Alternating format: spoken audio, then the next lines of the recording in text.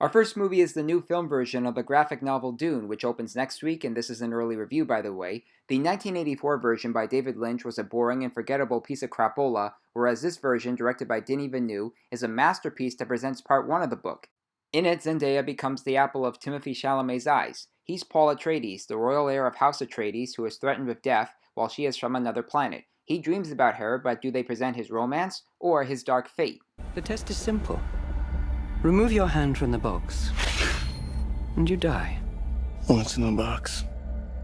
Pain.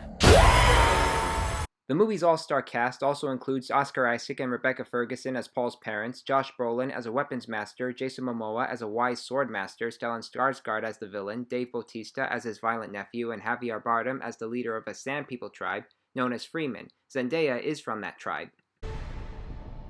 Dad, what if I'm not the future of House Atreides? A great man doesn't seek to lead. He's called to it. But if your answer is no, you'll still be the only thing I ever needed you to be. My son. Dune is filled with one dazzling image after another and represents the book's ideas in a fearless sense by Villeneuve, who was able to take the sci-fi genre to new heights in Blade Runner 2049 and Arrival. The performances are excellent, the story is complex, and it shows that you need the right filmmaker to tell a graphic novel like this. This is one of the year's best films, and I hope we get to see the second part of it. Don't miss it.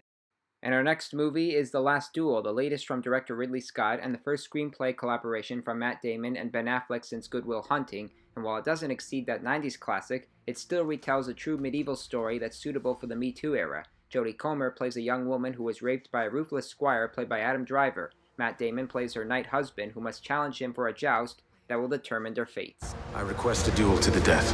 If you lose, your wife will suffer dire consequences. One of us has lied. Let us let God decide. You do not believe me.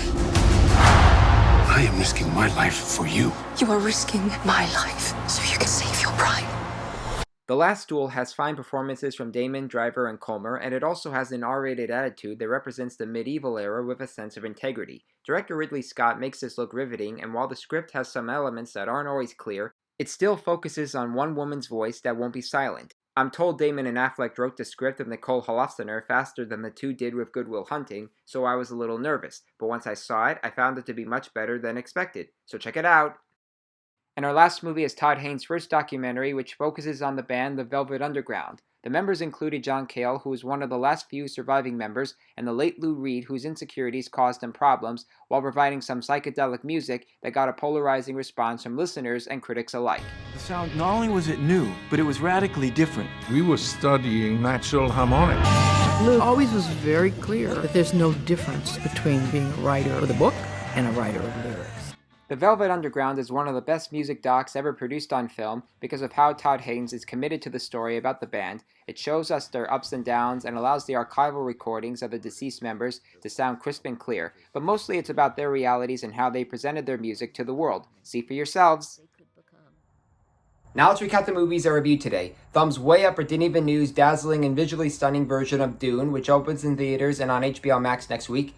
Thumbs up for The Last Duel, which is quite essential for the Me Too era, even though it's set in the medieval times. And thumbs up for Todd Haynes' first documentary on the Velvet Underground, which is quite motivating and quite psychedelic. I'm Christopher Zweig. Stay safe, and I'll see you at the movies. For more amazing content, please like and subscribe to my channels. You can also read my reviews at cjatthemovies.com and listen to my podcast reviews at newhdradio.com.